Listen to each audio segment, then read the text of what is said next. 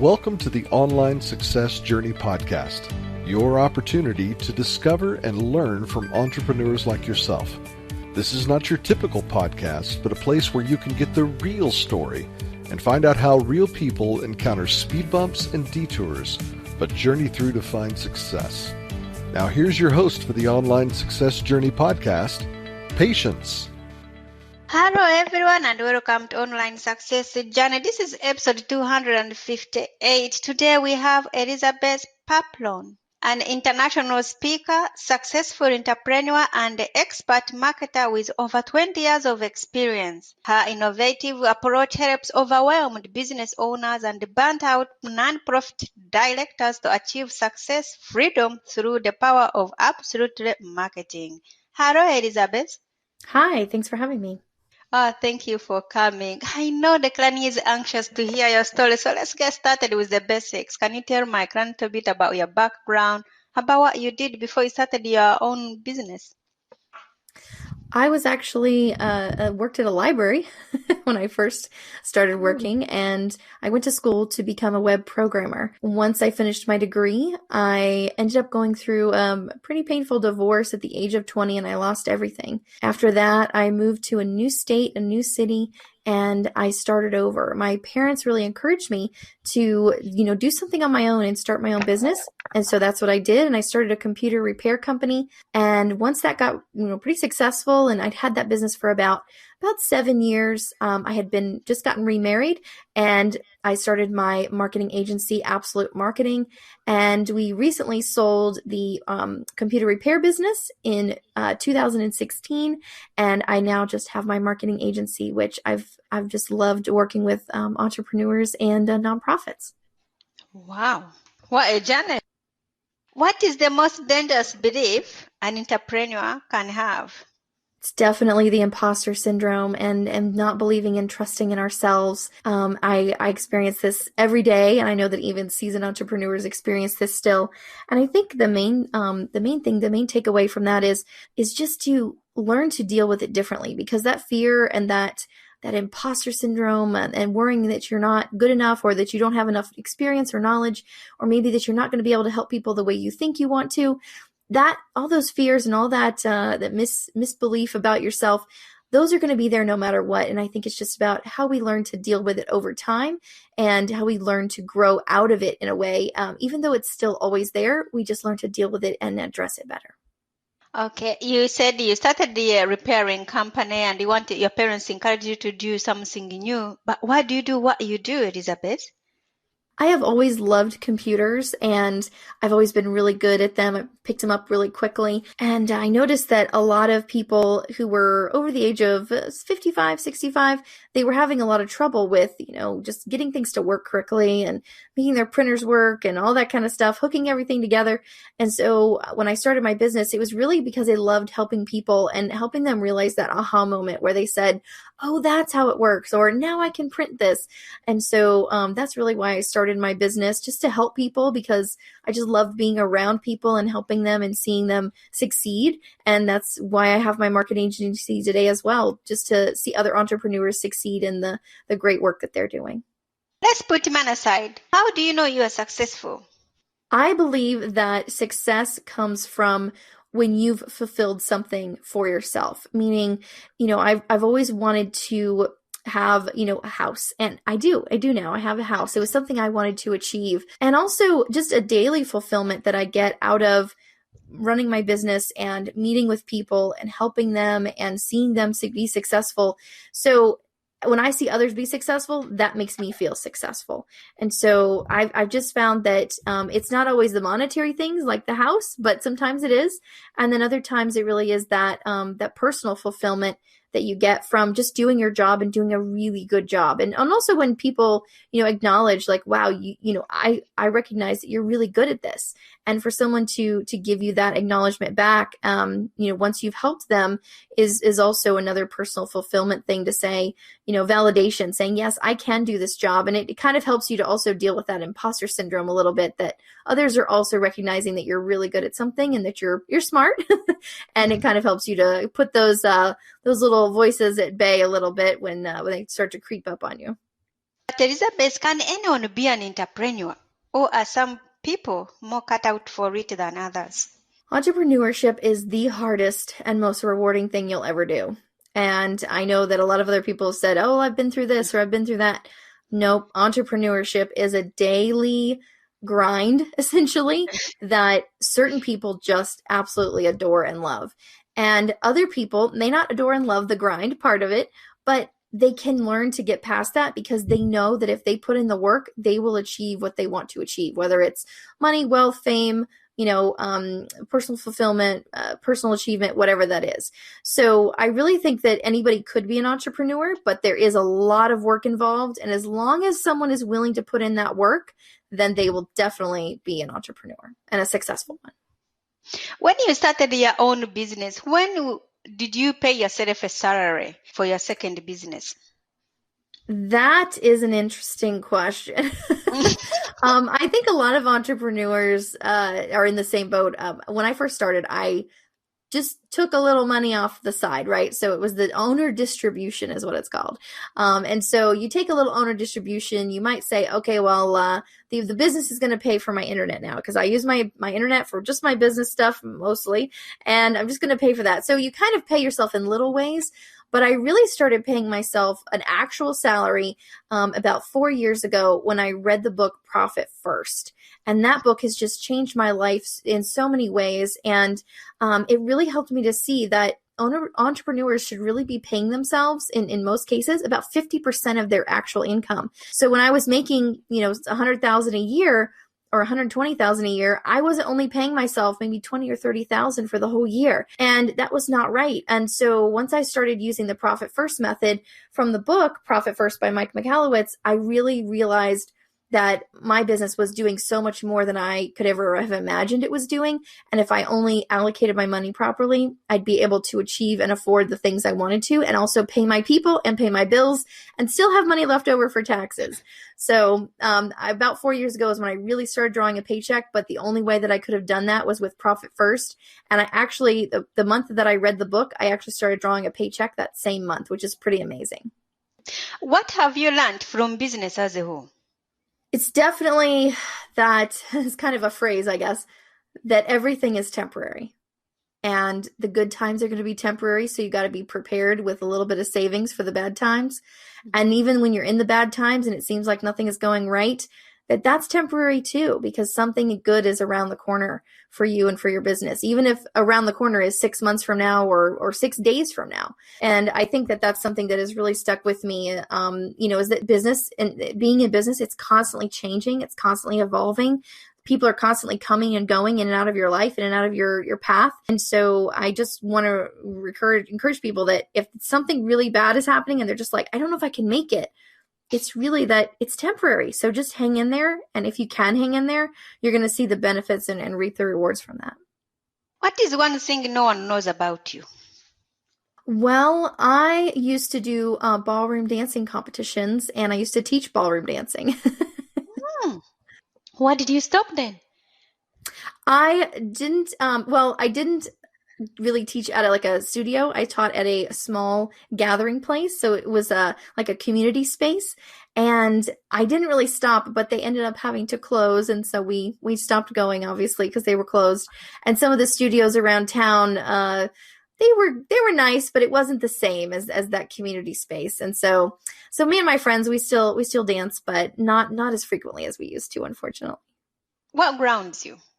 Definitely my husband and my parents, my family, really. Everything I do is for them, and I think that if I didn't have them to either bring me back down when I'm too excited about something, or to also lift me up when I get discouraged about things, if I didn't have them, I think I'd be a very different person, and my highs would be higher and my lows would be lower. But almost to my detriment. So I'm glad that I have them to kind of help me to level out things and see things a little more clearly when I get, too excited or too down in the dumps. They're really there to kind of help even out what I'm seeing and feeling, and say, no, you can do this. Or, okay, well, just because this one exciting thing happened, you got to kind of keep your feet on the ground. Okay. In your business, do you have a mentor or a coach? I've had several coaches over the years, and I am a coach as well. I do business coaching for my clients, and I always believe that coaches need coaches, and so I've definitely hired several over the last few years, and some of them have had specialties like speaking coaches or money coaches, and other ones are just general business coaches. I haven't had one that I would say is, my main one, because I think that coaches are put in your path at the time you need them. And they're really there to help you over a hurdle or get you past something, maybe mindset block or whatnot. And once they are there and they've fulfilled that purpose, it's time for them to move to their next client, time for them to move on to someone else. And it's also time for you to move on to another coach. Maybe not right away, but soon, that you'll have another block or another obstacle that you need help with, and that new person will be there. So I really believe that coaches are here for a season and a reason, and I've had many good ones over the last few years. What is the most valuable thing your coaches or mentors has told you? Well, one of my coaches I would say it was about 6 or 7 years ago, she said, you can make 100,000 by the end of the year. And at that point, my numbers were telling me I was only going to make about 60,000 that year. So it was a far cry from 100. And she said, you can break 6 figures. And I was like, no, I can't. And she just let me, naysay. She let me do that. And we didn't really talk about it after that. And then the beginning of the next year, we weren't working together anymore. Our contract had ended. But at the beginning of the next year, I said, you know what? Maybe I could do that. Maybe if I don't put too much pressure on it, maybe if I just think about it a lot and I put it in front of myself and say, this next sale is going to help me get to 100. This next sale is going to help me get to 100. Instead of making it such a heavy goal on myself, I want to just put it out there as like, yeah, I'm going to try and break 100. I'm going to try and break 100. At the end of that year, and she had encouraged me the previous year. At the end of that year, I got to, I think it was $99,600 and some dollars. Like, it was really, really close. I was at 99,000. And I basically felt like I had made it, even though I was $400 short. I felt like I had made it to 100,000, and it was her encouragement. And the fact that she let me, have that naysaying was really important, that she didn't try and say, no, you should believe in yourself, and kind of try and change my mindset right that moment. She just let that sit with me. And that was really helpful, that she didn't try and pound it into me that I was, I could do it, but she let it sit with me and let me discover on my own that I could do it. And I think that's what a true coach can help you do, is they really help you discover things on your own. Tell us some of the secrets to create a profitable marketing platform. I think there are 5 things that you need, and this is what my company, Absolute Marketing, does. We help entrepreneurs and nonprofits to create 1 year of marketing content in 5 days. And each of those 5 days is focused on the 5 pillars of marketing. And I believe that those are your brand, your website, social media, blogging for SEO, and email marketing. And if you can really master each of those pieces and get them consistent and coherent with the other pieces, then you will have a very solid foundation to market your business on. And a lot of people do 1 or 2 of these really well, and they leave the others off because they don't have time, or they get discouraged, or they get, just a lot of it is time and money even. And so that's why I developed my system to really fix it so that you can spend 5 days at the beginning or end of the year, however you want to do it, any time of the year really, and you can get all of your marketing done and set up for the whole year upcoming year. And that way you're not spending those 20 hours a week on marketing. You're spending those 20 hours a week on your business, on your clients, working with new clients, talking to new clients, because your marketing is now bringing those people to you. So it's definitely something that I've found is really, really helpful to get everything off your plate, so to speak, right up front. And then you can focus on the selling portion and the relationship building portion. Okay, like in these times, it is really a hard time and challenging. If you have done that in 2019 and you didn't know what is happening in 2020, how have you made your company pivot in those plans you made already in advance? A lot of people have asked me that, actually, and a lot of the stuff that we create for our clients is actually evergreen content, and I believe a lot in evergreen content. a lot of the things we posted for them did not have to be changed. While they added to those things and they said, they mentioned things about COVID, or they mentioned things about, if they were, interested in anything political, then if they mention things about that, that's great. The more you post, the better. But our underlying foundation that we created for them is the same yesterday, today, and tomorrow. It is the foundation of their business, meaning let's say you have, let's say a marketing agency, and you want to talk to people about the importance of posting on social media. Those posts are going to be the same whether there's a COVID crisis happening or not. And a lot of people actually were clinging more to those types of things and those education pieces because they needed to know more about digital and online marketing.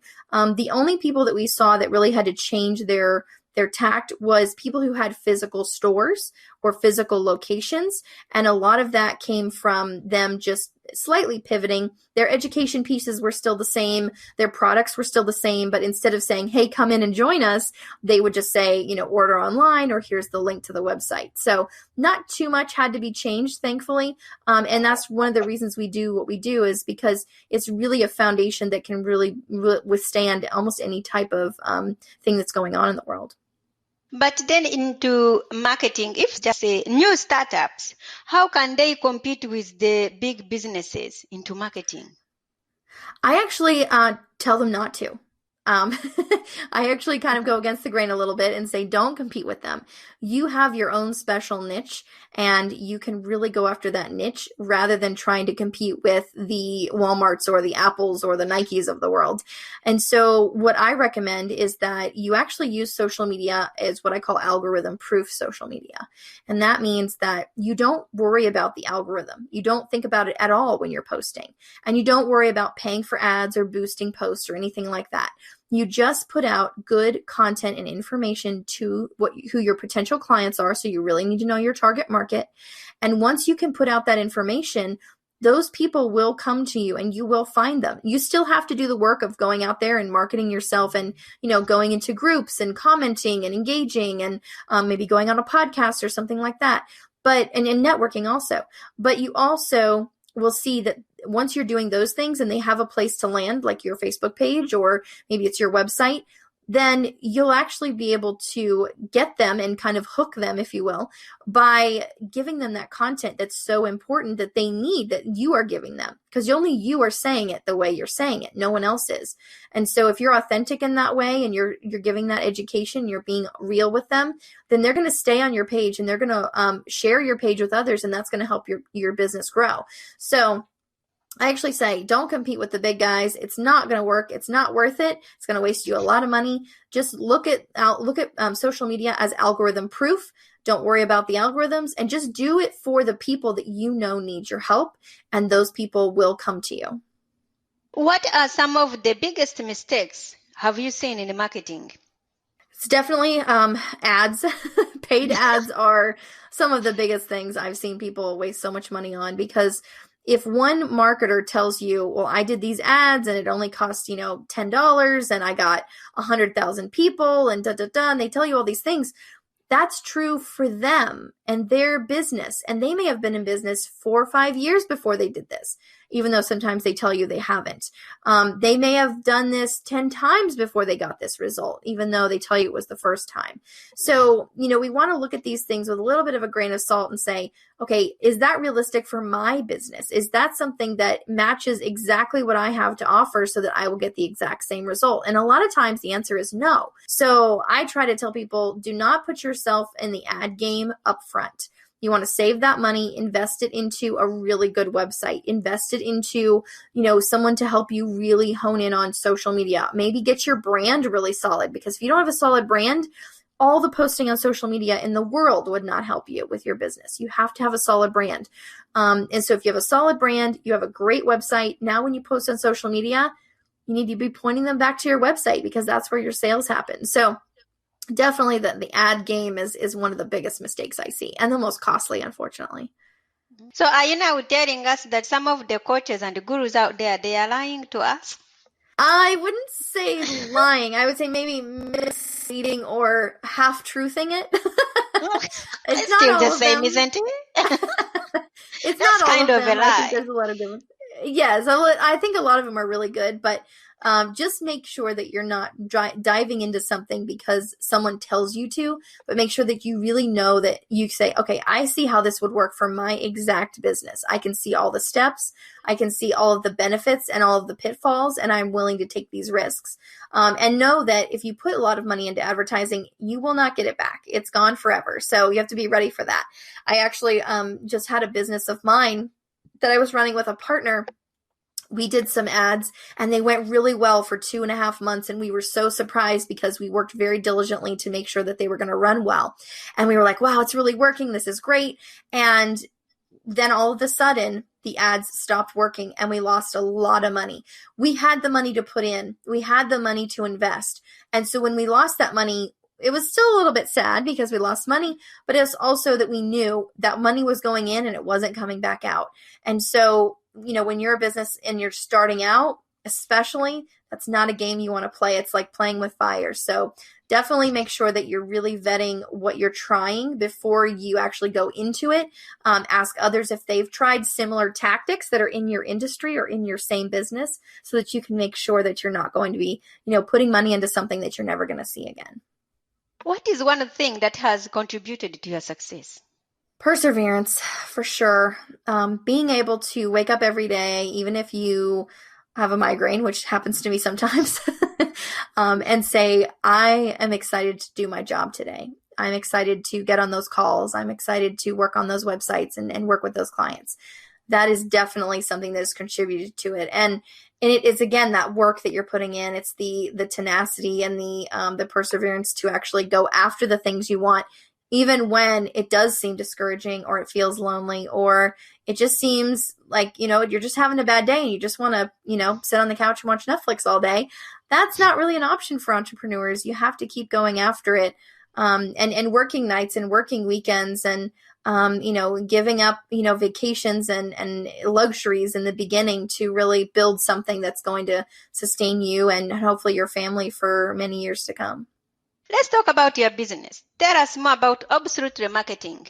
Yeah, so like I mentioned before, Absolute Marketing is a marketing agency where we help entrepreneurs and nonprofits create 1 year of marketing content in 5 days. So what that means is we actually spend 1 day on each of the 5 things I mentioned: the brand, the website, social media, blogging, and email marketing.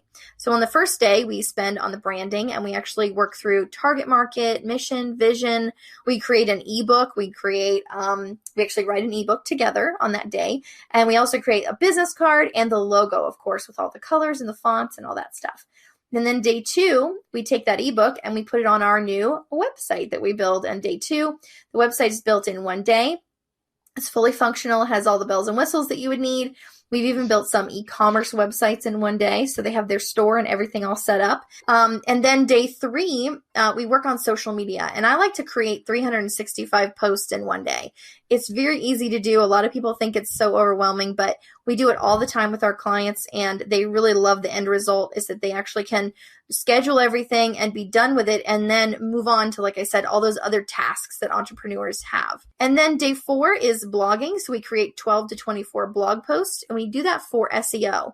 It's a really fun day, and it allows us to actually help the entrepreneur educate their audience, and allows them to actually put something on their website that Google is going to be really happy with and hopefully get them some more SEO boost in the search engines. On the 5th day, we create 12 months of email marketing campaigns, or we work on their funnels. So we might do 2 or 3 funnels depending on their business. So that means that we work on creating all the content, writing up the emails, writing up the follow-up emails, scheduling them in, and getting them ready to go so that if someone signs up for, let's say, their ebook we've written, then they will get an email with that ebook, and they'll also get a couple of follow-up emails as well. So that's what we do within my business, and it's a lot of fun. Wow. It seems to be overwhelming. It seems that this is not for startups, someone who's been in the business for a while. How can the newbie start on this level? How do you manage the newbies? We have everybody from people who are just starting out all the way to people who've been in business for 10 years, which is a really great thing about this. If you don't have any of these pieces, it's a really great system because we can walk through every single thing. You can get a brand, a website, all of your social media, your blogging, and your email marketing done in 1 week. And then you can actually move on to networking and connecting with people and building relationships and not worry about, what am I supposed to post on social media today? Oh my gosh, I'm not finished with my website yet. Don't look at it. Those kind of things. So we can get someone set up really, really quickly so that they can focus on actually running their business and not running their marketing. And then for entrepreneurs who've been in business a while, we find a lot of people, they get stuck. I don't know what to write anymore. I don't have anything interesting to say. And it's because they feel like they can't repeat themselves. And so we help them to find a way to utilize the content they've already created over the past several years or past several months and just reuse it, but in a safe way so that Google doesn't dock them. Wow. Do you work with podcasters as well, audios and videos, to repurpose this content? Yes. So a lot of people have videos and they haven't used them to their full extent. So we'll reuse their videos. I don't do video editing or anything like that, but I know a lot of people that do. So I'm a great resource if you need that. And with podcasters, I love podcasters. And I think that I totally encourage that my clients would go on podcasts. It's really a credibility builder. And I think that it helps them to get more exposure and also to learn to explain themselves a little bit better and really get in tune with their brand. A lot of people, they have a great brand, but they're not always in tune with it, which means when someone asks them about their business or their brand, they don't really know what to say. So this is a great way for them to practice through and also, like I said, just get really in touch with their brand. And with podcasters, helping them as, if they came to my business and I helped them, I've actually worked with a couple of people who did not have a podcast, and we spent a day creating their podcast, and we recorded several episodes together. We wrote the scripts, and then we were able to put them into their podcasting system and on their website immediately. So I do that as a separate day. If someone's thinking about starting a podcast, I help them do that, help them decide what their topic will be and how they can get it out there to the world. So it's a great day. And I really do love podcasting. And I actually have my own podcast as well. Oh, what is your podcast called? It's called the Absolute Marketing Podcast, and it's a little different. It's a 2-minute podcast. Wow. There you go, Clan. If you are listening here, you can always go to Elizabeth and check her out for 2 minutes. Where do we find your agency and how can we connect with you? Well, I'm always happy to chat, and I would love to chat with anybody who's interested in knowing more about marketing or has questions about marketing. I have a chat box, a button on my website. You can book a call with me if you'd like. My website is getabsolutemarketing.com. Thank you for sharing. So, Clan, there will be more from Elizabeth in a moment. If you are listening on one of the many podcasting platforms rather than my website and you are encouraged by Elizabeth's journey, go to onlinesuccessjourney.com for a bonus portion of the interview. The Online Success Journey is a wonderful membership community built for people searching for the path to success. We are one big clan and can be part of this community for free. Once you have joined the clan, click on part 2 of Elizabeth's journey or over 200 plus other journeys that are available and learn how you can find the right path for your own online success journey. That's a wrap, clan. Remember, success is a journey. Patience and Elizabeth. This is not the end of the journey. We hope you've enjoyed listening to part 1 and want to be sure you know there is a second part to this and every journey podcast at onlinesuccessjourney.com. Filled with even more success tips, uplifting stories, and even a bit of fun.